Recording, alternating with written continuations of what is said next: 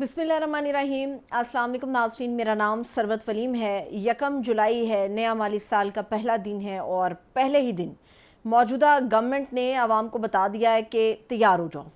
जितने बम फटने थे वो फट चुके हैं और इनका तसलसल बरकरार रहेगा, ये चलते रहेंगे।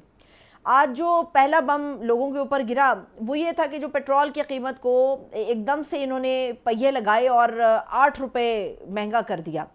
8 रुपये 36 पैसे फ़ी लीटर पेट्रोल महंगा कर दिया पब्लिक के लिए। उस पब्लिक के लिए जो 1-2 रुपये बढ़ाए जाने पर तिल मिला उठती है, उनके लिए पेट्रोल इतना महंगा कर दिया। मजबूरी है गवर्नमेंट की, अंदर टैक्सेस इतने ज़्यादा लगा दिए हैं।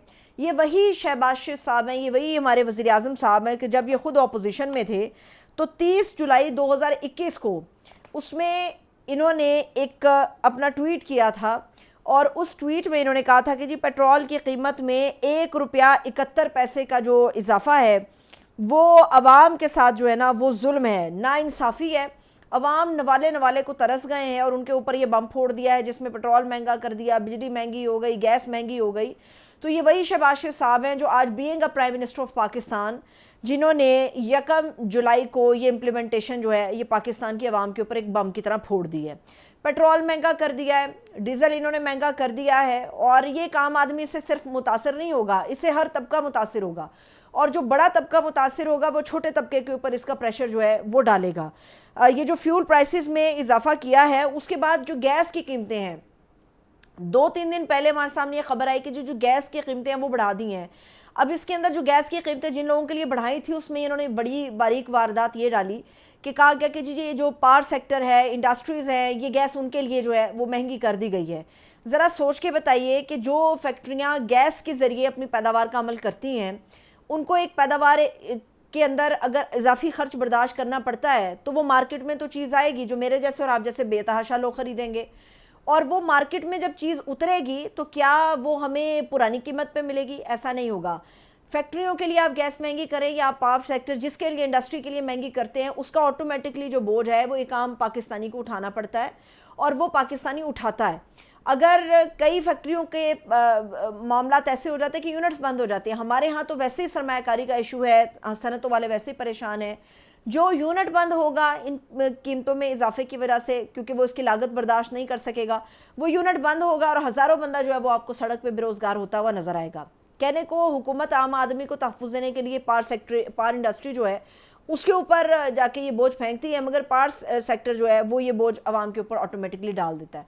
फिर हमें इन्होंने कहानी सुनाई कि जी सब्सिडीज़ भी दी जाएंगी और उनके ज़रिए आवाम को जो है ना रिलीफ मिलेगा। भाईजान, ये जो सब्सिडीज़ ली जाएंगी, इन सब्सिडीज़ का पैसा कहाँ से आएगा? वो कहीं ना कहीं वाया बठिंडा जो है वो एक चक्कर की तरह घूम के ना आवाम के पैसों से निकलेगा वो टैक्स। वो सब्सिडियां जो हमें मिलने के बाद हम बड़ा खुश होते हैं, उन सब्सिडी का पैसा भी आवाम को निचोड़ के टैक्सों की सूरत में निकाला जाता है।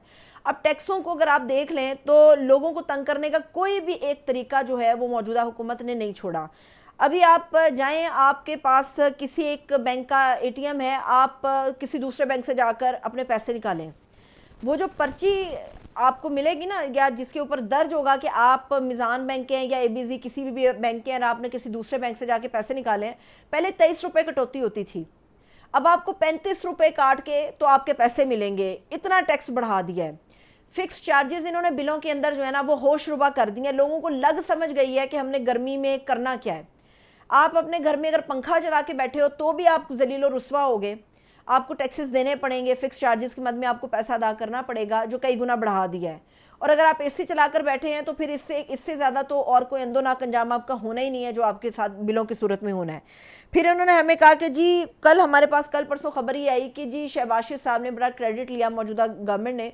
उन्होंने कहा देखिए ना, हमने जो यकसा एक टैक्स ये सार्फिन के लिए जो है ना यकसा टैरिफ कर दिया है, वो चाहे कराची का हो बिजली के हवाले से, मुल्तान का हो, लाहौर का हो, फैसलाबाद का हो, यकसा जो है ना सबके ऊपर इम्प्लीमेंटेशन होगी, किसी का ज़्यादा कम नहीं होगा।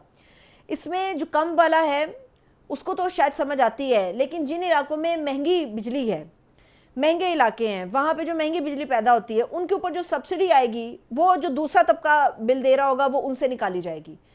यकसा के अंदर भी कोई इंसाफ़ी नहीं है, ना इंसाफियों का एक अंबार आपको हर रोज़ नज़र आएगा और हर महीने में बिजली के बिल की सूरत में आपको नज़र आएगा कि हुकूमत ने आपके साथ वारदात क्या की है, کس طرح سے آپ سے ٹیکس لیے جائیں گے, کس طرح سے ان ٹیکسوں کے مد میں آپ کے اوپر بوجھ ڈالا جائے گا اور آپ کو ریلیف دینے کے نام کے اوپر بھی آپ ہی کے اوپر بوجھ ڈالا جائے گا. یہ گورنمنٹ آف پاکستان جو ہے اس نے ہمارے ساتھ کیا ہے. اچھا, مزے کی بات یہ ہے کہ پھر یہ دھونس اور دھاندلی کے ذریعے یہ بھی ہمیں تسلیم کروایا جا رہا ہے کہ یہ ایسے ہی چلے گا, ایسے ہی آپ نے اس کے ساتھ چلنا ہے. اب جو کچھ عدالتوں کا حال ہو گیا ہے, جو کچھ ہمارے باقی اداروں کا حال ہو گیا ہے, کسی کے اوپر آپ بات کر لیں آپ کو 100 چیزیں, وہ پہلے کہا جاتا تھا پاکستان میں ایک اینٹ اٹھاؤ آپ کو کرپشن کی ایک داستان ملتی ہے. اب تو آپ منہ کھولو, بات کرو کسی ادارے کے حوالے سے تو آپ کو سکینڈلز کی ایک لمبی فائلیں, ایک لمبی بھرمار, آپ کو طوفان اس کا جو ہے وہ نظر آتا ہے. منیب فاروق صاحب کو میں سن رہی تھی, پاکستان کے صحافت کے اندر کچھ لوگ ایسے ہیں جن کی گفتگو سن کے آپ کو اندازہ ہوتا ہے کہ یہ اپنی زبان نہیں بول رہے, کہیں اور سے بول رہے ہیں, کسی اور کی بات کر رہے ہیں, ان کے منہ میں الفاظ شاید اپنے نہیں کسی اور کے الفاظ ہیں, اور یہ کھلے عام ہوتا ہے. اور پھر بدقسمتی یہ ہے کہ شرم کا عالم ہی کوئی نہیں ہے, کسی کو فیل ہی نہیں ہوتی شرم کہ یار ہم ایک آزاد طور پہ, ایک آزاد شہری کے طور پہ گفتگو کر رہے ہیں یا ہم کسی کے اعلیٰ کار بن کے گفتگو کر رہے ہیں. منیب فاروق صاحب نے جو گفتگو کی اس کے اندر انہوں نے کہا کہ جی آج کل کے جو حالات ہیں اس میں انہوں نے کہا کہ جی اتنی زیادہ شہباز شریف صاحب کی اور ہمارے آرمی چیف کی انڈرسٹینڈنگ ہے کہ ہر کام چھوٹا چھوٹا معاملہ جو ہے وہ باہم مشاورت کے ساتھ جو ہے وہ آگے کیا جاتا ہے. بڑی اچھی بات ہے, ایک کوارڈینیشن بہتر ہونی چاہیے, ٹرسٹ بلڈنگ ہونی چاہیے. لیکن پاکستان ایک جمہوری ملک ہے, یہاں پہ ہمیشہ سول سپریمیسی کی بات ہوتی رہی, اور پاکستان میں جتنے بھی حالات کشیدہ ہوئے ان کی کشیدگی کی سب سے بڑی وجہ یہ تھی کہ سول سپریمیسی کی وار تھی. ایک پاکستان کا سب سے بڑا لیڈر اڈیالہ جیل کے سلاخوں کے پیچھے بیٹھا ہوا ہے اور 2 سال سے زیادہ عرصہ ہو گیا اس کو بیٹھا ہوا ہے, پریشانی اس کو اتنی ہے, تنگی اتنی ہے, ان کی اہلیہ جیل میں ہے, ان کی پارٹی کو توڑ کے ریزہ ریزہ کر دیا گیا. وہ آدمی جیل میں اس لیے بیٹھا ہے کہ وہ سول سپریمیسی کی بات کرتا ہے, اس لیے وہ جیل کے اندر بیٹھا ہے. یہاں پر ٹھیک ہے کوارڈینیشن ہونی چاہیے, ٹرسٹ بلڈنگ ہونی چاہیے, لیکن علل اعلان یہاں پہ ایک ہائبرڈ نظام کو گلے کا ہار بنا کے تو آپ سینہ چوڑا کر کے کہہ دو کہ جی ہم ہائبرڈ نظام کے اندر جی رہے ہیں اور ہمیں یہی سوٹ کرتا ہے. تو پھر یہ جو انتخابات کی دکان ہے, یہ جو ایک انتخابات کا ایک میلہ لگایا جاتا ہے, اس کو بند کر دیں. اربوں روپے کا خرچہ آتا ہے, ایک پریکٹس علیحدہ ہوتی ہے, خرچہ اتنا بڑا آتا ہے, جب عوام کی کوئی یا سول سپریمیسی کی کوئی بات ہی نہیں ہے, یہ حالات ایسے ہی چلنے ہیں, تو انتخابات کا ڈکوسلا کیوں کیا جاتا ہے, کس کو دکھانے کے لیے کیا جاتا ہے جب عوام کی سننی ہی نہیں ہے. اب منیب فاروق صاحب نے کہا کہ جی آج کل کے جو حالات ہیں اس میں سول سپریمیسی جو ہے نا وہ ارریلیونٹ ہے. ہمارے لیے بدقسمتی ہے یہ کہ ہم یہ مانتے ہیں کہ جی سول سپریمیسی ارریلیونٹ ہے. تو یہ اتنی پریکٹس کیوں کی جاتی ہے, یہ جو اداروں کے اندر جنگیں ہو رہی ہیں, قانونی جنگیں, یہ کیوں ہو رہی ہیں, یہ جو انتخابات کا ڈکوسلا ہے یہ کیوں سجایا جاتا ہے, یہ جو عوام کو مجبور کر کے لائنوں میں کھڑا کر کے کہتے ہیں بھائی جان تسی اپنا ووٹ کاسٹ کرو, کیوں کہا جاتا ہے؟ اگر سول سپریمیسی ریلیونٹ ہے چیزوں نے, وہ کہتے ہیں کہ ایسے ہی چلنا ہے.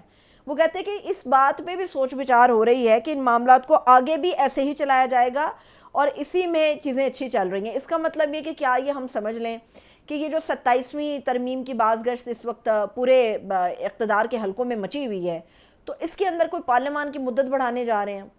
اگر چیزوں کو ایسے آگے بڑھانا ہے تو اس کا تو بالکل کلیئر کٹ مطلب یہ ہے کہ پارلیمان کی جو مدت ہے وہ بڑھنے جا رہی ہے.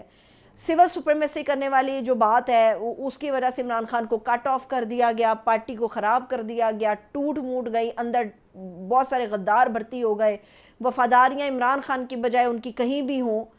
تو اس کا مطلب یہ ہے کہ پاکستان میں سسٹم ایسے چلنا ہے, اور یہ ہمارے لیے بدقسمتی کی بات ہے. عوام جو ہے وہ مہنگائی کی چکی میں پس رہی ہے.